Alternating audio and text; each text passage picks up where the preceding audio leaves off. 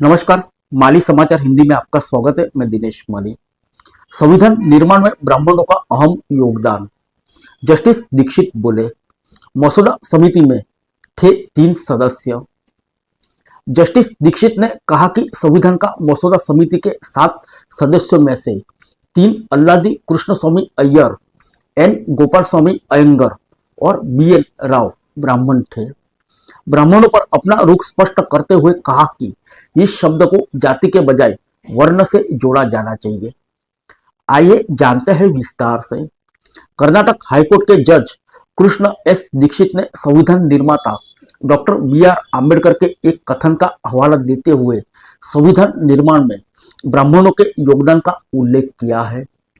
Justice Dixit ने अखिल कर्नाटक ब्राह्मण महासभा की स्वर्ण जयंती समारोह में कहा, डॉक्टर बाबा साहब आम्बेडकर ने एक बार भंडारकर इंस्टीट्यूट में कहा था कि यदि बीएन राव ने संविधान का मसौदा तैयार नहीं किया होता तो इसे तैयार होने में 25 साल और लग जाते। जस्टिस दीक्षित ने कहा कि संविधान का मसौदा समिति के 7 सदस्यों में से 3 अल्लादी कृष्णस्वामी अय्यर, एन गोपाल स्वामी अयंगर और बीएन राव ब्राह्मण थे। ब्राह्मणों पर अपना रुख स्पष्ट करते हुए कहा कि इस शब्द को जाति के बजाय वर्ण से जोड़ा जाना चाहिए।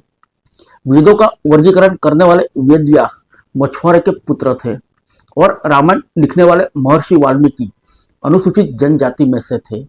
उन्होंने कहा, क्या हमने उन्हें नीची नजर से देखा है? हम सदियों से भगवान राम की पूजा करते आए हैं और उनके मूल्यों को संविधान में सम्मिलित किया गया है। जस्टिस वी श्रीशानंद ने कहा, कई लोग प्रश्न करते हैं कि ऐसे वक्त में जब लोग भोजन और शिक्षा के लिए संघर्ष कर रहे हैं तब ऐसे बड़े आयोजनों की क्या जरूरत है। लेकिन ये आयोजन समुदाय को एक साथ लाने और उनसे जुड़े मुद्दों पर चर्चा करने के लिए आवश्यक है। ऐसे आयोजन क्यों नहीं किए जाने चाहिए।